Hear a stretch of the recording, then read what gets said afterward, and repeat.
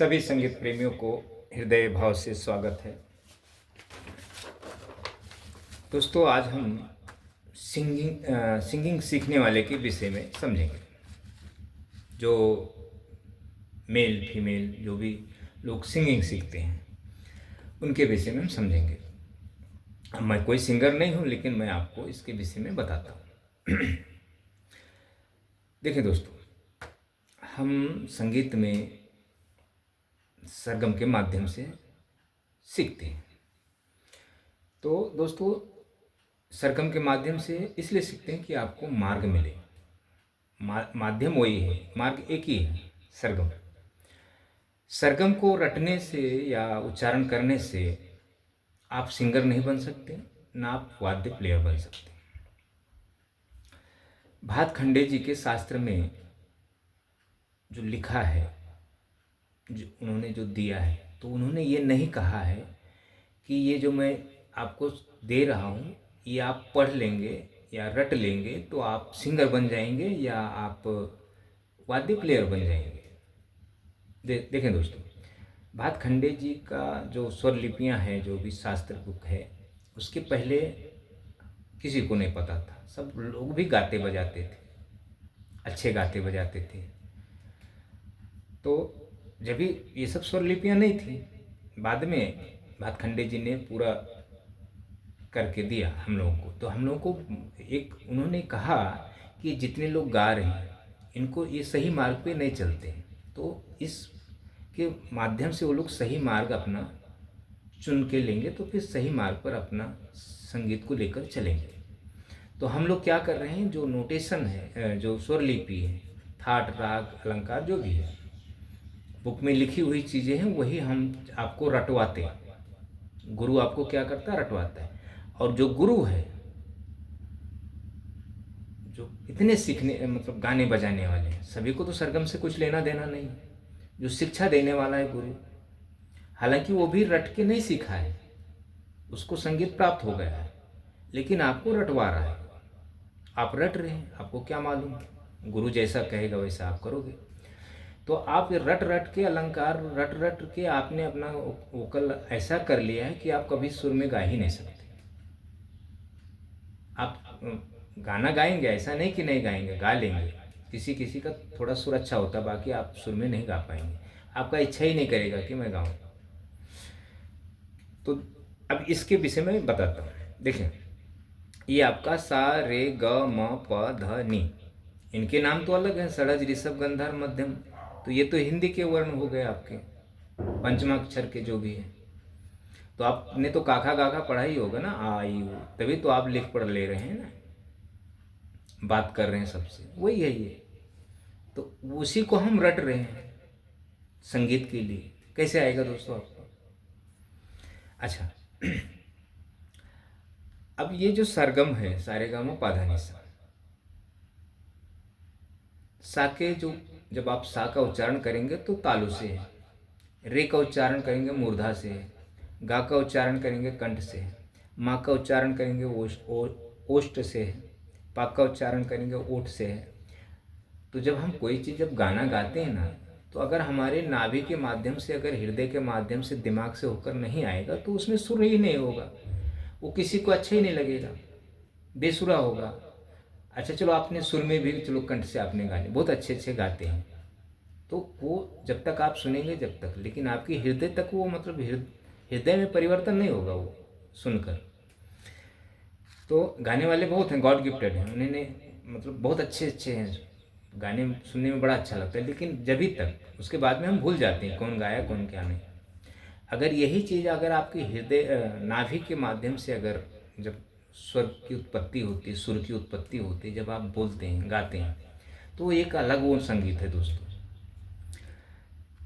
तो अब इसके जितने भी उच्चारण स्थान हैं, सब आपके कंठ के ऊपर से, नाभि के माध्यम से तो कोई ही नहीं है कि आपका, आप जब कोई भी चीज़ आवाज़ जब बोले तो आपके अंदर से आवाज़ होकर, अंतःकरण से होकर मुख से बाहर आए, तो वो सरस्वती विधवेय तो नहीं होती है। ऐसे आपकी सरस्वती विधवेय है, कंठ आपका विधवा है, आप कितना भी सुर में गाएं।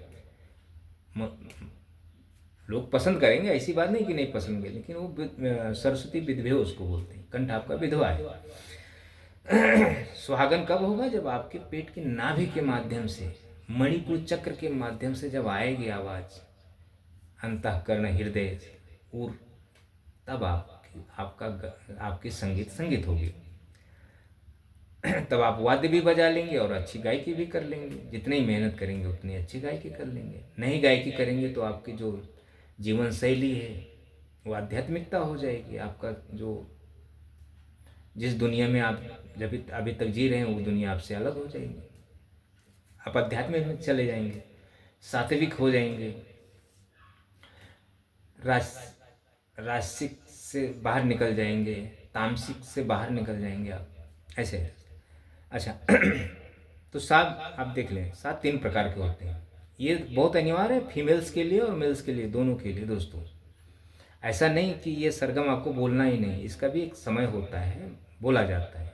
इतना भी नहीं बोला जाता कि आप अपना गला ही खराब कर लो।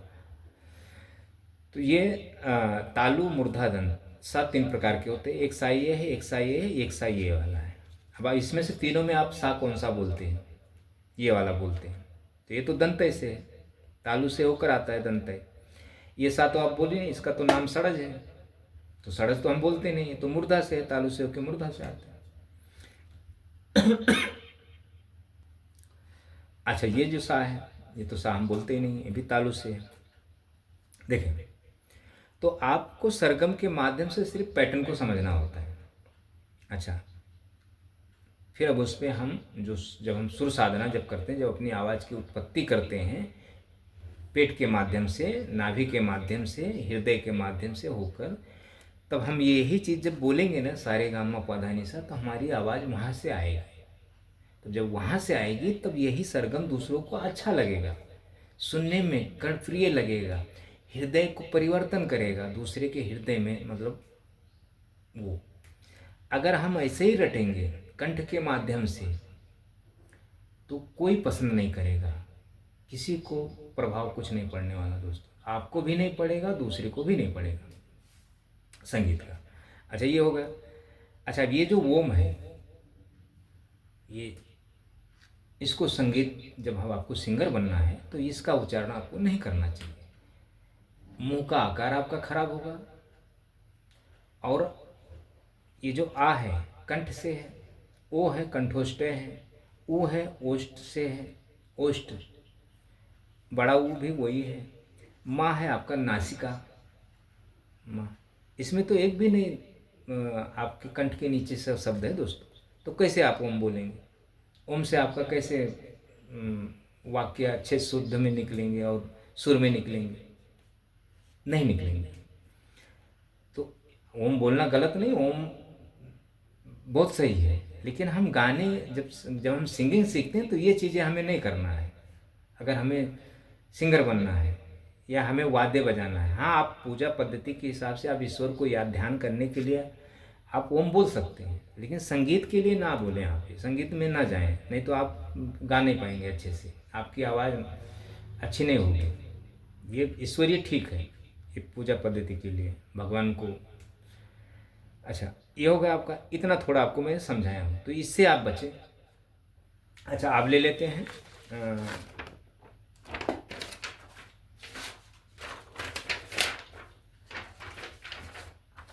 हारमोनियम पे आपको दस्तार सीखना है।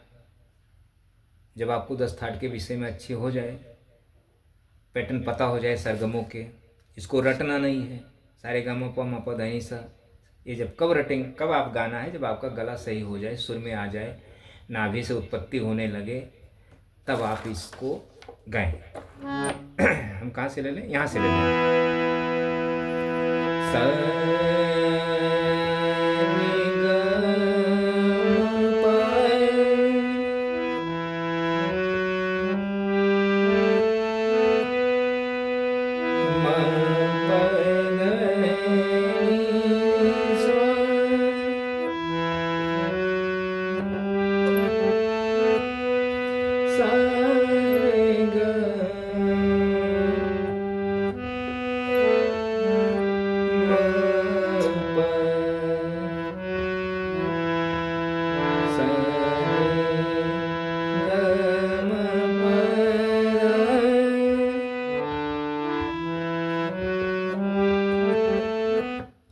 ये अब इतने पे हम सब बोल रहे हैं, सभी शब्द बोल रहे हैं।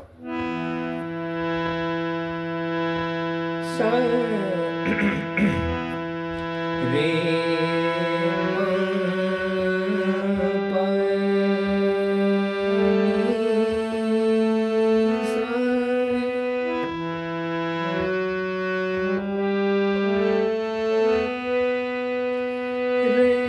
ग म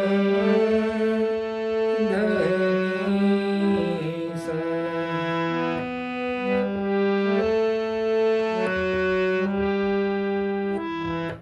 सब सातों ही स्वरों में तो हम बोल रहे हैं ना, इतनी जगह पे अलट पलट के वही आपको सुनाई देता है।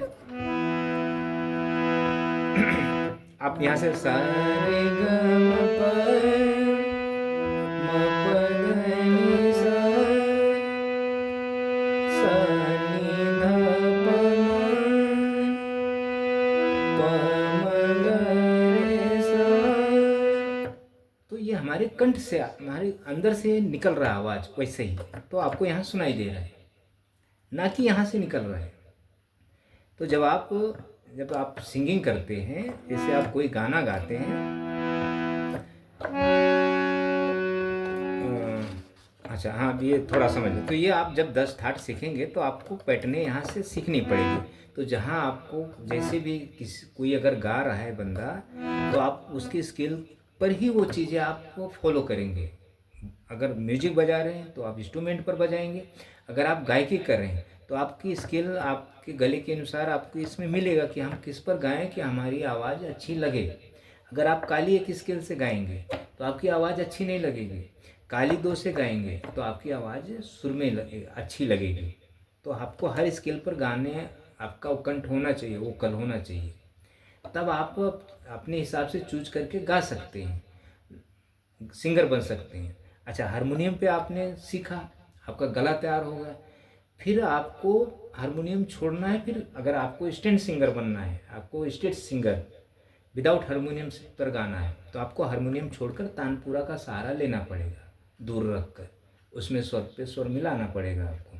नहीं तो हारमोनियम पर आप गाएंगे तो आपकी आदत हो जाएगी, बिना हारमोनियम के आप गा नहीं पाएंगे, फिर आपको दूसरे स्टेप में जाना पड़ता है। अगर आपको हारमोनियम के माध्यम से गाना है, बैठ के सिंगिंग करना है, तो आपके लिए हारमोनियम बेस्ट है, तब आप बहुत बेहतरीन गाएंगे। चाहे आप काली दो से गाएं या काली एक से गाएं, आपकी आवाज़ के ऊपर है। आप काली एक से भी गाएंगे तो आपकी आवाज़ के ऊपर है कि कैसे आपकी आवाज़ में सुर की उत्पत्ति हो रही है। यहाँ से भी गाएंगे तो भी आपके सुर अच्छे लगेंगे, ए स्केल से गाएंगे तो भी आपकी सुर अच्छी लगेंगी आपके गाने के ऊपर। लेकिन आप जहाँ अगर यहाँ मध्य इधर से गाएंगे तो आपका जो आपकी आवाज़ है वो नाभि के माध्यम से होकर आएगी। अगर ऊपर ऊपर गाएंगे तो आपके कंठ के नीचे से कोई भी से लेना देना नहीं, कंठ के ऊपर से आपकी आवाज़ होगी।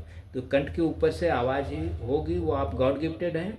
आप कभी भी संगीत से जीवन में वंचित हो सकते हैं। जब तक आपका गले में ताकत है, आप अच्छे से गाएंगे, बजाएंगे, लोगों को नचाएंगे।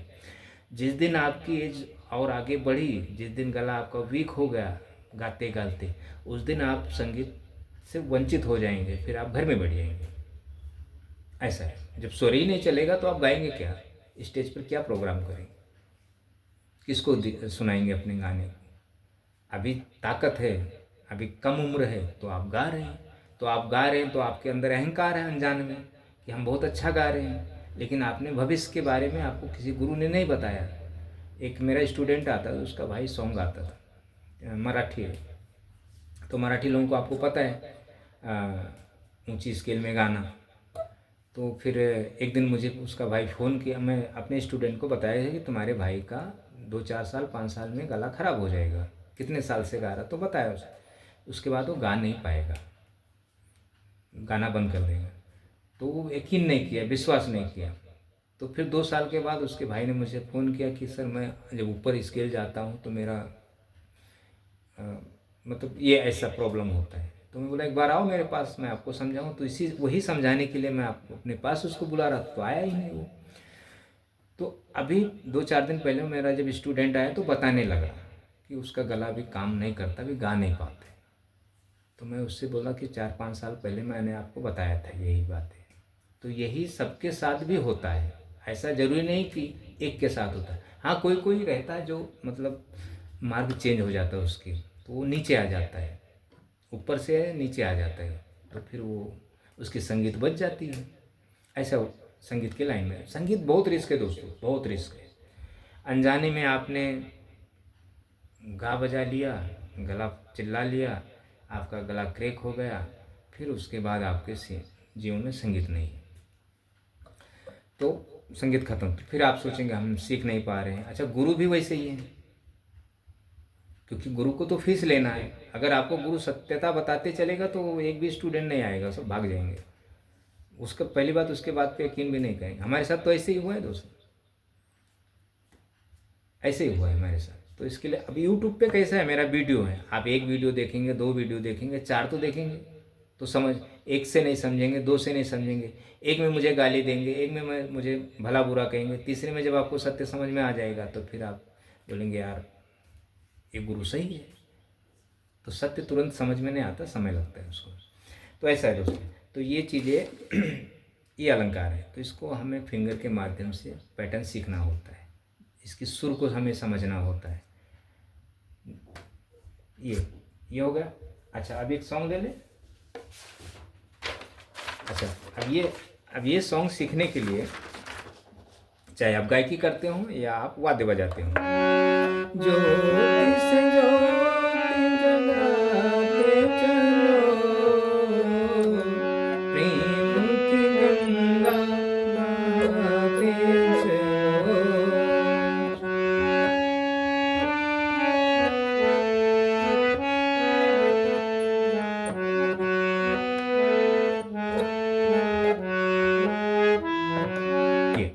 ये सॉन्ग हो गया, सिंगर ने यहाँ से गाया।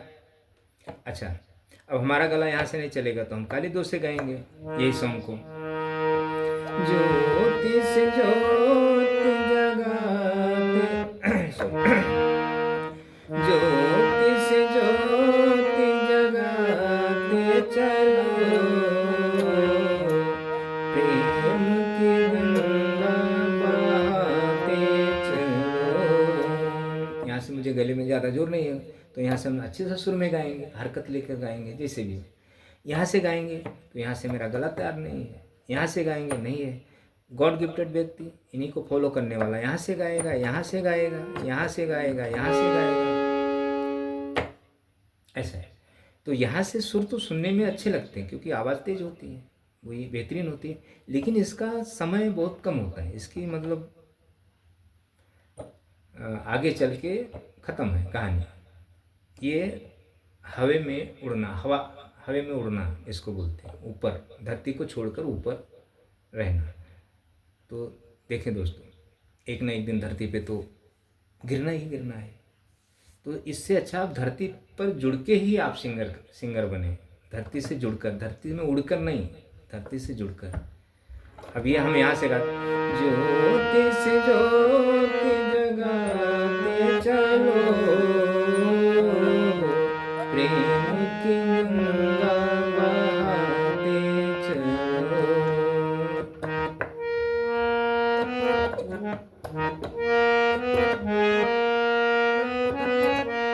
जो भी, तो ये चीज़ें हैं दोस्तों। तो इतना आपको ध्यान देना है, जो मैंने बताया, मैं भी भूल जाता हूँ क्या बताना। अच्छा, अब यही सॉन्ग को सीखने के लिए, बजाने के लिए, चाहे गाने के लिए या वाद्य बजाने के लिए, हमें छंद सीखनी पड़ती है दोस्तों। मात्रिक छंद, सममात्रिक छंद, दोहा हो गए, चौपाई हो गए, हरि गीत का मतलब बहुत सारे तरह के छंद होते हैं। तो उसके हिसाब से हमें सीखना होता है। तो हमें सॉन्ग के विषय में पैटर्न हमें समझ में आता है कि हमें कौन सा अंतरा करना है, कौन सा कैसे अंतरा गाना है, कैसे मुखड़ा गाना है, जो भी है वो सीखना पड़ता है। गले को सुर में बनाना पड़ता है कि हम शब्दों को सही से उच्चारण करें। अभी जैसे ये देखिए, यही दिन जनम सुत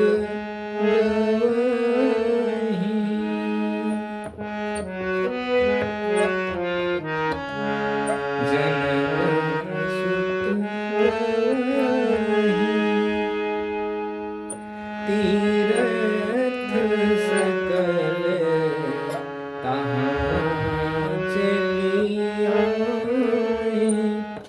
शब्द कैसे लिखे?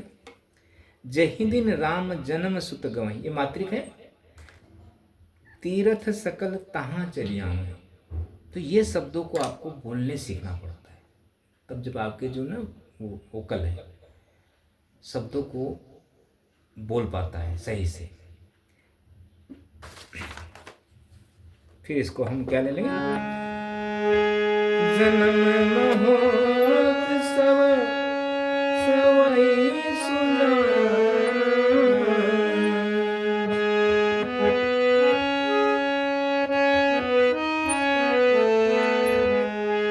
करहि राम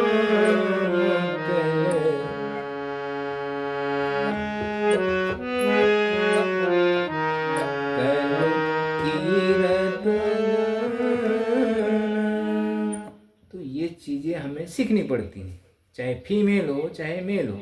तो ऐसे गुरु आपको मिलेंगे कहीं सिखाने वाले, सभी तो गाने सिखा रहे। तो गाने आप इसी गाने को गाने के लिए अच्छे से आपको छंद सीखना पड़ेगा, तभी आप ये गाने बजा सकते हैं, सीख सकते हैं। डायरेक्ट आप गाने सीखेंगे तो नहीं बजा पाएंगे, नहीं गा पाएंगे सही से आप। ये शुद्ध हिंदी में है, ये ब्रज में है, ये तो ये मात्रिक है। तो जब शब्दों को, ये शब्दों को जब हमें बोलना आ जाएगा तब ये हमें आसान हो जाएगा बोलने के लिए।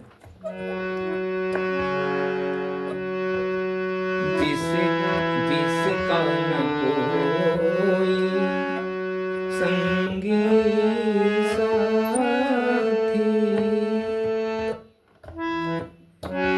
जिसका न कोई संगी साथी, ईश्वर है रखवाला।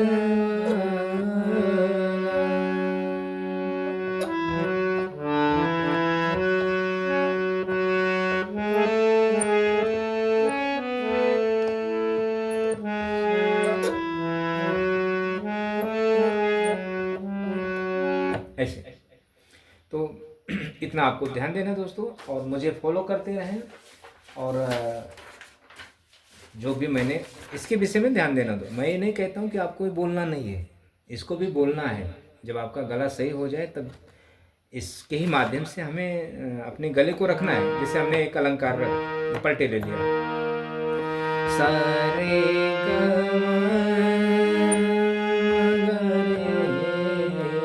तो इसको ऐसे बोलना है।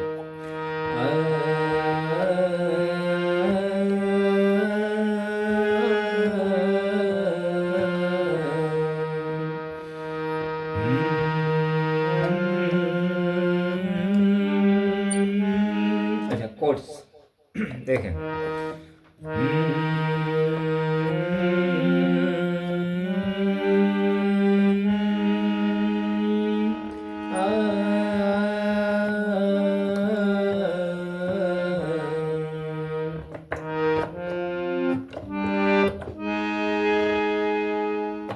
ऐसे होता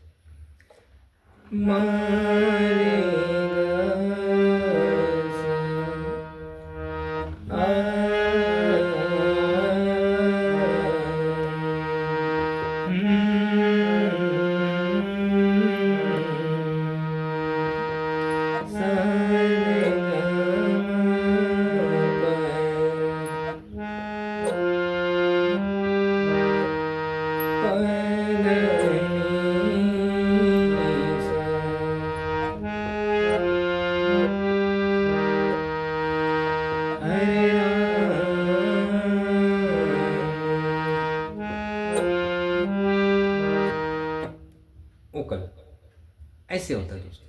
ये नहीं कि मगरे सा सा रे गा मा मगरे सा सा रे गा मा मगरे सा, ऐसा नहीं दोस्तों। ऐसा करेंगे आपको नहीं आएगा। तो इतना आप देखें दोस्तों, और ये चीज़ें आपको ध्यान में रखना है। थैंक यू दोस्तों।